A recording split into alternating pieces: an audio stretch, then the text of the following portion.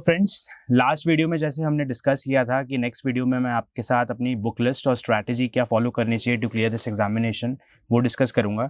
तो today I am with you to share my book list and क्या strategy proper होनी चाहिए to clear this exam in a very smooth, in a very elucidate manner. तो आज हम लोग discuss करेंगे बुक लिस्ट और strategy.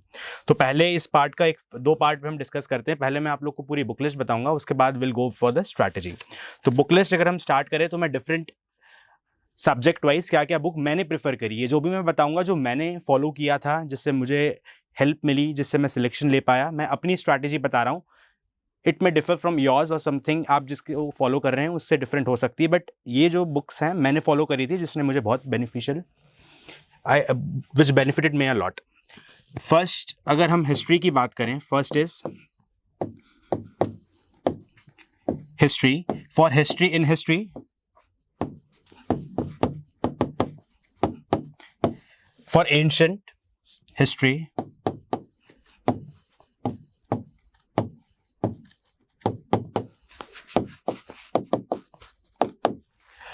there's a book of ancient history of Tamil Nadu board plus NCERT, old NCERT you have to follow, of Satish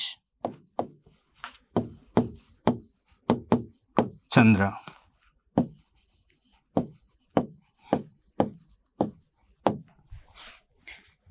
Same, both the things you have to follow for medieval history as well. उसमें भी आपको Tamil Nadu board की जो medieval history की class 11 की book है वो follow करनी है, plus NCERT, old NCERT of Satish Chandra. For modern history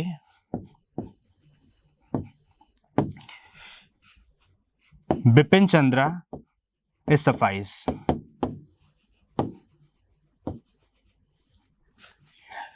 for modern history you should follow Bipin Chandra. ये एक बहुत छोटी सी कंसाइज बुक है जिसमें सारी चीज़ें एक बहुत ही ल्यूसिड मैनर में आपको मिल जाएगी। तो ये हिस्ट्री का था कि हिस्ट्री में एंशिएंट हमें Tamil Nadu board and NCERT, medieval same, and modern history के लिए Bipin Chandra is suffice. Now geography.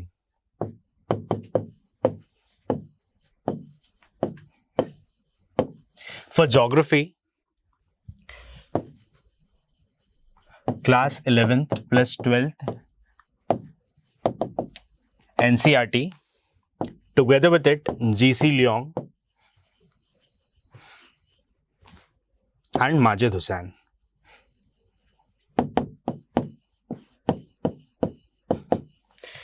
ये तीन चीजें मोर देन सफिशिएंट है। इसमें आपका प्रिलिमिनरी एग्जामिनेशन एंड मेंस दोनों चीजें सारी कवर हो जाएगी अच्छे से। Now economy. For economy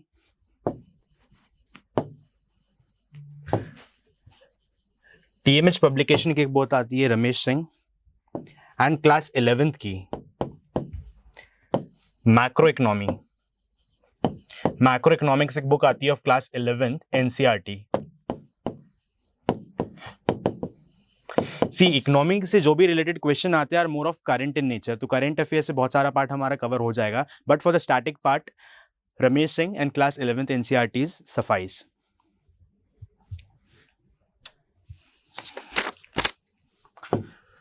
For environment and ecology, book of Shankar IAS. Shankar IAS book is more than sufficient for this environment and ecology part. Environment and ecology में एक चीज़ें और इम्पॉर्टेंट जो है वो हमें याद रखनी है कि ये स्टैटिक पार्ट के लिए तो है, लेकिन बहुत ज़्यादा जो समिट होती रहती हैं, पेरिस समिट हो गई, अलग अलग समिट्स होती हैं, उसको आपको ध्यान रखना है। करंट अफेयर से वो सारी चीज़ें आपको मिल जाएगी properly. Then art and culture. Art and culture के लिए a book of Nitin Singhania. Nitin Singhania की बुक आती है, इसमें सारी चीज़ें including prelims and mains, everything, छोटी से बड़ी सी चीज़ें सारी इसमें कवर हो गई है। इसके अलावा आर्ट एंड कल्चर के लिए आपको कुछ पढ़ने की ज़रूरत और नहीं है। Now coming to Madhya Pradesh general knowledge. Madhya Pradesh general knowledge के लिए पुणेकर पब्लिकेशन की बुक आती है, plus book of TMH publication. Punekar की वन लाइनर फैक्ट एक बुक आती है विच आई फॉलोड, और TMH की आती है, इसमें MP आपकी सारी चीजें प्रॉपर्ली कवर हो जाएगी।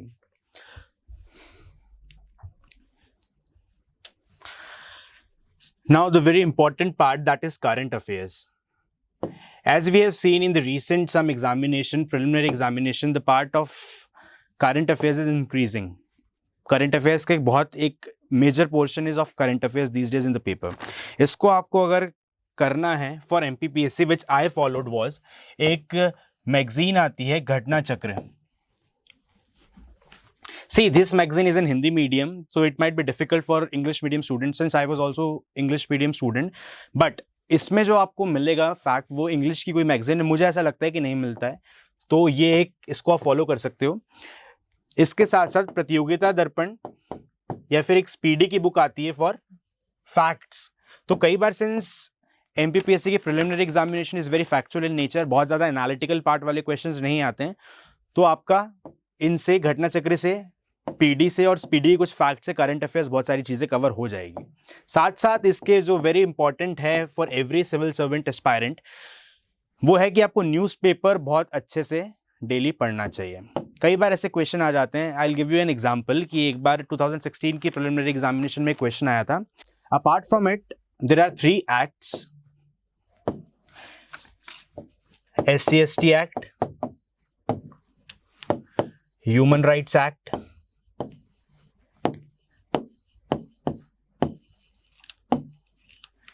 And protection of civil rights act. ये 3 एक्ट हैं हमारे जो MPPSC प्रीलिम्स में आते हैं। इसके लिए आप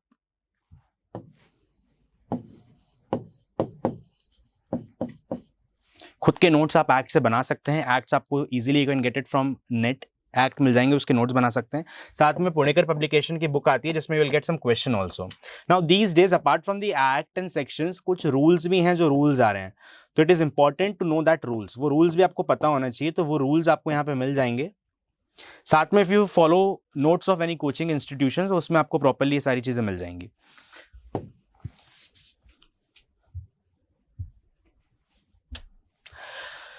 Since you know in preliminary examination the weightage of computer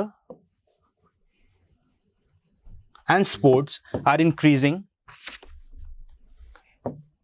so much, so sports wala part ke liye you have static also plus your current affairs.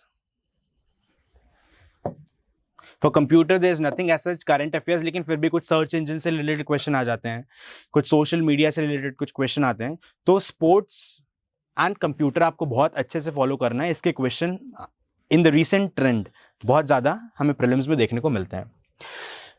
इन दोनों के लिए लूसेंट की एक बुक आती है कंप्यूटर्स के लिए, और लूसेंट की जो हमारी बुक है उसमें स्पोर्ट्स वाला पार्ट आपको मिल जाएगा फॉर स्टैटिक 1। इसके करंट अफेयर्स के लिए आपको जो मैगजीन मैंने बताई है करंट अफेयर वहाँ से कवर हो जाएगा, and static part will be from Lucent. Computer की एक लूसेंट की अलग से बुक आती है, वो सारी चीज़ आपको मिल जाएगी। तो ये तो थी हमारी कुछ बुक लिस्ट जो मैंने आपको बताई है कि क्या क्या बुक लिस्ट हमें फॉलो करना चाहिए while preparing for the examination. ये आप लोग में से बहुत सारे लोगों को पता भी होगा, कुछ लोग को जो अभी अभी स्टार्ट करिए प्रिपरेशन में नहीं पता है, उन्हें बताने के लिए मैंने बुक लिस्ट आपको बताई है। अब स्ट्रैटेजी क्या होनी चाहिए, very important question which everyone ask कि स्ट्रैटेजी क्या होनी चाहिए टू क्लियर द एग्जामिनेशन। तो देखिए, first of all I will say you one thing कि स्ट्रैटेजी हर सिलेक्टेड पर्सन की, हर टॉपर की स्ट्रैटेजी अलग होती है। जो मैंने किया है जरूरी नहीं कि कुछ और टॉपर्स रहे हो उन्होंने किया हो, बट मेरी स्ट्रैटेजी जो है वो मैं आपको बताना चाहूंगा which help me in a very crucial manner. सबसे पहले एक चीज आपको करनी चाहिए, वो है कि कोई भी चीज आप पढ़ रहे हो, सबसे पहले you have to make a proper time table. You have to divide your time according to the priority and according to your interest. आप एक proper time table बनाइए and try to be consistent on it. हम क्या करते हैं, हम कई बार करते हैं कि आज हमने 10 घंटे 12 घंटे पढ़ाई कर ली, लेकिन कल गैप कर दिया, परसों फिर कर ली, 2 दिन का गैप कर लिया। ऐसा नहीं, भले ही आप 4 से 5 घंटे 6 घंटे डेली पढ़ें, लेकिन डेली पढ़ें। That consistency is very important. वो जब लिंक ब्रेक होती है तो वापस से ग्रैस्प करना चीज़ें इज़ वेरी डिफिकल्ट। एक प्रॉपर आपको टाइम टेबल बनाना चाहिए, एक कंसिस्टेंसी होनी चाहिए। दूसरा साथ में जो मुझे लगता है वेरी इंपॉर्टेंट थिंग इज कि आपके पास प्रॉपर मोटिवेशन और एक डेडिकेशन होना चाहिए। Try to be motivated and dedicated towards your goal. See, there is a lot of competition in civil services. You have to overcome that competition through a proper strategy and a dedication. If you're not dedicated, if you're not enthusiastic according to for your goal, you won't be able to achieve that goal. So you have to keep yourself motivated. You should have proper dedication and consistency in the studies to clear this examination. Apart from it, now if you are studying something, आप कुछ पढ़ रहे हैं, उसके बाद ये बहुत ज़्यादा ज़रूरी है कि आप उसके लिए क्वेश्चंस सॉल्व करें। मैं क्या करता था, अगर मैं कोई टॉपिक पढ़ रहा हूँ, से फॉर एग्जांपल अगर एंशिएंट हिस्ट्री में I am studying Indus Valley civilisation, तो इंडस वैली सिविलाइजेशन मुझे जहाँ से पढ़ना है मैंने पढ़ लिया। उसके बाद मैं उसके क्वेश्चंस जो होते हैं, एक क्वेश्चन की एक बुक आती है, ऑब्जेक्टिव जनरल नॉलेज बुक आती है बाय लूसेंट। लूसेंट की ऑब्जेक्टिव जनरल नॉलेज आती है, दैट इज वेरी इंपॉर्टेंट। इसमें आपको टॉपिक वाइज क्वेश्चंस मिल जाएंगे सारे। इसके अलावा बहुत सारी बुक्स आपको मार्केट में मिल जाएगी, you can choose anyone, but the core thing here is you have to do that questions. आप एमसीक्यूज लगाइए उसके, आप एमसीक्यूज लगाएंगे तो आपका एक कॉन्फिडेंस लेवल बूस्टअप होगा, ठीक है। साथ साथ आप एनसीईआरटीज में जिससे आप पढ़ रहे हैं उसके पीछे कुछ क्वेश्चंस होते हैं, सब्जेक्टिव क्वेश्चंस। तो मैं अगर इंडस वैली पढ़ रहा हूं तो मैंने कुछ एमसीक्यूज उसके लगा लिए, उसके बाद मैंने उसके सब्जेक्टिव क्वेश्चंस भी आंसर्स लिख लिए। तो मेरा प्रीलिम्स का भी मैंने पार्ट कर लिया, मेरा मेंस का भी कर लिया, एक होलिस्टिक वे में मेरा एक टॉपिक पूरा कंप्लीट हो गया। तो इससे क्या हो रहा है, मैं पढ़ भी रहा हूं, मैं क्वेश्चंस भी सॉल्व कर रहा हूं, तो next time when I will read तो मुझे बहुत हेल्प होगी इसके। तो question solving is very important. आप सिर्फ पढ़ते जाएं और सोचे कि मैं एग्जाम टाइम पे क्वेश्चन सॉल्व करूंगा, वो आपको हेल्प आउट नहीं करेगा। उसके बाद चीज ये है कि आपको आपके टारगेट्स बनाने हैं। बिना टारगेट के स्टडी करना इज वेरी मोनोटोनस, आपको बहुत बोरिंग लगेगा, आपको मजा नहीं आएगा, आपका मोटिवेशन लेवल कम हो जाएगा ultimately and won't be helping you out. Targets कैसे बनाने हैं आपको कुछ डेली टारगेट्स बनाने हैं, कुछ वीकली टारगेट्स बनाने हैं और मंथली। आप कुछ भी चीज, आप जो टाइम टेबल बना रहे हैं, आपके डेली टारगेट्स होना चाहिए कि मुझे आज ये चैप्टर कंप्लीट करना है या इस चैप्टर का ये पार्ट कंप्लीट करना है। कुछ वीकली होना चाहिए आपका ऑलरेडी पहले से बना हुआ कि इस वीक मुझे ये करना है, नेक्स्ट वीक में ये करूंगा। और मंथली तो आपने आज कोई चीज पढ़ी, उसके बाद आपने रात में एक बार सोने से पहले उसे रिवाइज कर लिया। आप वीकली टारगेट बना रहे हैं, वीकली आपका जब टारगेट होता है उसके बाद give Sunday one day, Saturday तक आप करिए और संडे को सिर्फ आप रिवीजन करिए, कुछ नया नहीं पढ़ेंगे, क्योंकि आपकी पर्सनल लाइफ को भी टाइम देना जरूरी है। You have to balance both your personal as well as your study life, right. तो संडे के दिन आपको क्या करना है, सिर्फ रिवीजन करना है, एंड अगेन ऑन 31st और 30th of the month you have to revise whole thing which you have studied in whole month. सारी चीजें जो आपने पूरे महीने भर पढ़ी है वो। तो एक ही चीज को जब आप 3 बार रिवाइज कर रहे हैं तो आई बेट यू कि 80% उसके भूलने के चांसेस कम हो जाते हैं, आपको वो चीज़ याद रहेगी। बट हम क्या करते हैं, हम आज जोश जोश में हमने सारी चीज़ें पढ़ ली और कंप्लीट कर दिया, उसके बाद नेक्स्ट सब्जेक्ट उठा लिया, 2 महीने बाद हम उसको उठा रहे हैं। तो आप जब 2 महीने बाद उठाओगे तो आपको उसका 20% ही याद रहेगा, बाकी सारी चीज़ें आप भूल चुके होंगे। तो revision is the key, revision is की। कोई भी चीज़, मुझसे बहुत सारे एस्पायरेंट पूछते हैं कि आपको चीज़ें याद कैसे रहती है, आप याद कैसे करते हो, तो nothing new, you have to do revision. Revision is very important. Without revision you won't be able to grasp anything, you won't be able to remember anything, right? तो हमें टारगेट्स बनाने हैं, प्रॉपर्ली रिविजन करना है। Apart from it what I feel is evaluation is very important.